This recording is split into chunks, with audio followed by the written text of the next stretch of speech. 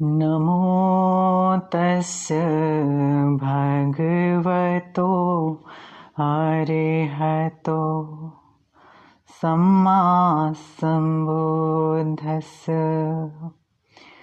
मैं उन भगवान बुद्ध के चरणों में नमस्कार करता हूँ एवं मेरे माता पिता एवं आचार्यों को सभी को मेरा नमस्कार।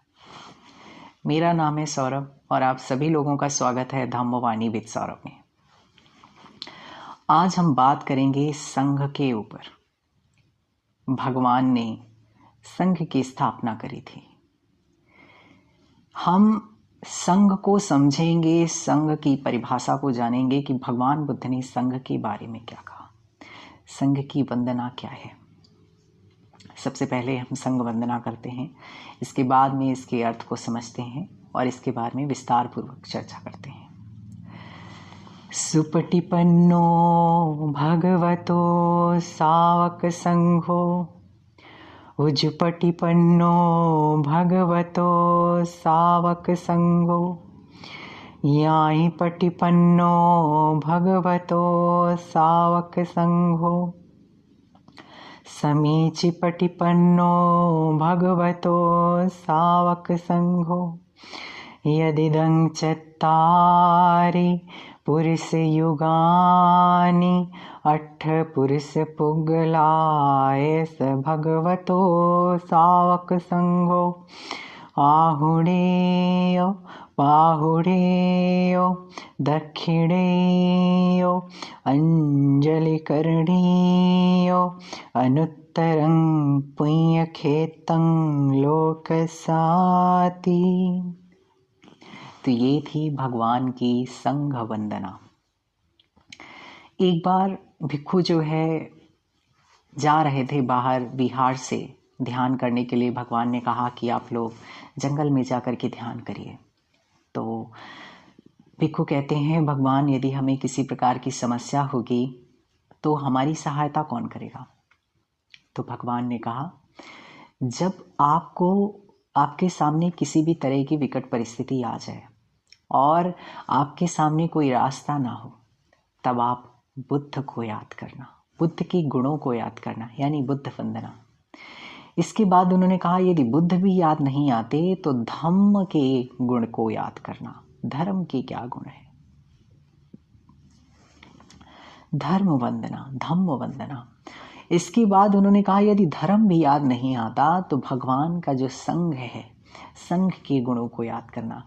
यानी ये जो मैंने अभी कुछ पाली भाषा में आपके सामने कुछ जो पंक्तियां पढ़ी, ये संघ वंदना है, ये संघ के गुणों के बारे में है। तो आज हम संघ वंदना के बारे में भी चर्चा करेंगे और भगवान के संघ की विशेषता क्या है इसके बारे में भी जानेंगे।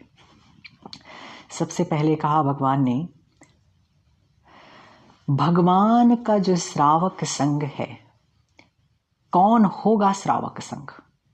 हर एक व्यक्ति संघ का हिस्सा हो सकता है। जो भी व्यक्ति भगवान के बताए गए धर्म के मार्ग के अनुसार चलता है, जो भी भगवान के बताए गए धर्म के अनुसार चलता है, वो भगवान का संघ है। वो हर एक गृहस्थ व्यक्ति भी हो सकता है, वो एक भिक्खु भी हो सकता है। जो व्यक्ति भी सील, समाधि और प्रज्ञा का अभ्यास करता है, वो संघ है। इन तीन के अलावा जो ये तीनों का काम नहीं करता, वो संघ नहीं है। बाहर से आप किसी भी तरह का कपड़ा पहन लीजिए, आप नारंगी पहनिए या सफ़ेद पहनिए या कुछ भी पहनिए, अगर आप धर्म के रास्ते चल नहीं रहे हैं, भगवान के बताए गए धर्म के रास्ते नहीं चल रहे हैं, तो फिर आप संघ का हिस्सा नहीं हैं। भगवान ने कहा, संघ का हिस्सा वही व्यक्ति है जो धर्म के अनुसार चलता है। तो वो शिष्यगण भगवान के जो इस सुंदर धर्म का अनुसरण करते हैं भगवान के बताए गए अनुसार। और संघ जो है 4 युग्म श्रेणियों में विभक्त है। कौन? भिक्खु, भिक्खुनियाँ और उपासक, उपासिकाएं। ये 4 तरह के श्रेणियों में संघ है, यानी ये 4 तरह के व्यक्ति संघ का हिस्सा हो सकते हैं। तो उपासक भी हो सकते हैं, उपासिकाएं भी हो सकती हैं, भिक्खु भी हो सकते हैं और भिक्खुनियां भी हो सकती हैं। और यह 8 अंगों का मार्ग है। क्या कहा भगवान ने? ये 8 पुरुष पुग्गलाएस भगवतो सावक संघो। ये 4 पुरुष युगानी, 4 तरह के पुरुष हैं। इसके अंदर 4 तरह के पुरुष लोग आते हैं। भिक्खु, भिक्खुनियाँ, उपासक, उपासिकाएं, ये जो भी व्यक्ति, बहुत सीधा सा है संघ की बात। कौन हो सकता है संघ?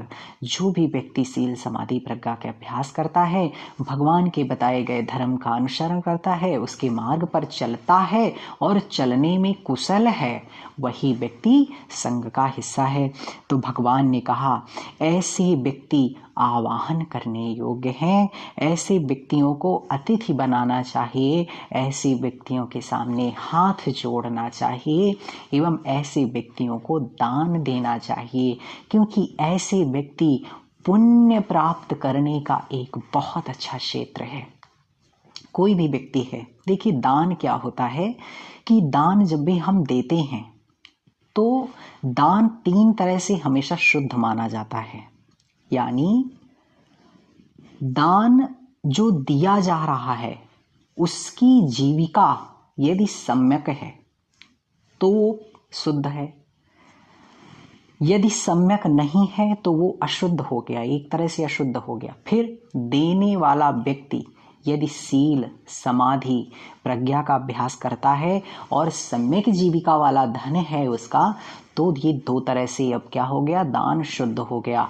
और जिसको दान दिया जा रहा है यदि वो भी सील समाधि प्रज्ञा में अभ्यस्त है तो ये दान 3 तरह से परिशुद्ध हो गया। और इस प्रकार के दान का बहुत बड़ा फल आता है। अब ये आपको तय करना है कि आपको किसको देना है, यानी किस तरह से दान 3 तरह से शुद्ध हुआ। सम्यक आजीविका वाले धन से जो दान दिया जाता है और देने वाला व्यक्ति जो है सील समाधि प्रज्ञा के अभ्यास करता हो, और प्राप्त करने वाला दान वो व्यक्ति भी यदि सील समाधि प्रज्ञा का अभ्यास करता है तो ये दान 3 तरह से शुद्ध माना जाता है। और इस प्रकार का बोया हुआ दान की चेतना का जो पुण्य प्राप्त होता है वो बहुत ही असीमित होता है। तो भगवान ने कहा कि भगवान का संग बहुत ही असीमित पुण्य अर्जित करने का बहुत बड़ा क्षेत्र है, क्योंकि संघ वही व्यक्ति हो सकता है जो सील समाधि प्रज्ञा का अभ्यास करेगा, और किसी भी सील समाधि प्रज्ञा में अभ्यस्त व्यक्ति को दिया गया दान का जो फल होता है वो बहुत ही असीमित होता है।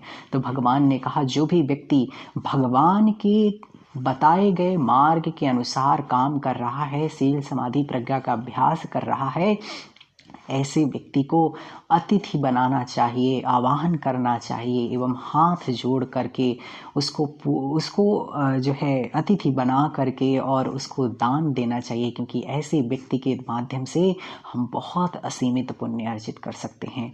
और हमें कृतज्ञ होना चाहिए कि उस व्यक्ति ने हमसे दान स्वीकार किया। तो इस प्रकार का दान का बहुत बड़ा फल है। तो ये हैं भगवान के संग के गुण।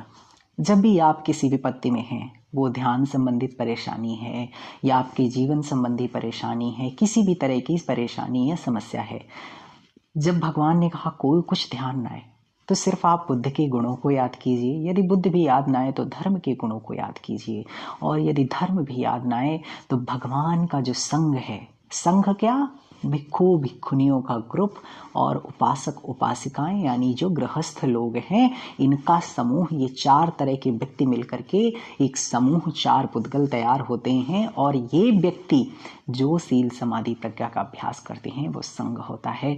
और इस तरह के संघ के लोगों को गुणों को याद करना चाहिए, संघ के गुणों को याद करना चाहिए कि किस तरह का है, कितना सील में पुष्ट है, और इस तरह से गुणों को याद करके, और यदि कोई ऐसा व्यक्ति आपको मिलता है तो उसे दान देना चाहिए, क्योंकि वो बहुत ही पुण्य अर्जित करने का आपका बहुत ही अच्छा क्षेत्र है। तो ये थी भगवान के संग की असली पहचान। तो आप बड़े आसानी से संग की पहचान कर सकते हैं। बाहरी दिखावे से पहचान नहीं की जा सकती है। किसी व्यक्ति ने कुछ कर रखा है, किसी व्यक्ति ने सैफ्रॉन क्लॉथ्स पहन रखे हैं, किसी ने टीका लगा रखा है, माला पहन रखा है, और वो यदि सील समाधि का अभ्यास नहीं करता है, प्रज्ञा का अभ्यास नहीं करता है, तो व्यक्ति जो है संघ का हिस्सा नहीं होगा। बाहरी तौर पे संघ नहीं होता है, संघ जो है अंदर से होता है, यानी वो व्यक्ति के अंदर की चेतना होती है जो संघ का हिस्सा बनती है। बाहरी दिखावे में कुछ नहीं होता है। तो भगवान ने कहा कि जो है यही संघ का है, और जब भी आप परेशानी विपत्ति में हो, संघ के गुणों को याद करें, आप हर तरह की समस्या से छूट जाएंगे। आपको ये संघ की व्याख्या कैसी लगी, इसका कमेंट बॉक्स में ज़रूर फीडबैक दें, और आप सभी लोगों का मंगल हो, सभी लोगों का कल्याण हो, आप सभी का बहुत बहुत मंगल हो।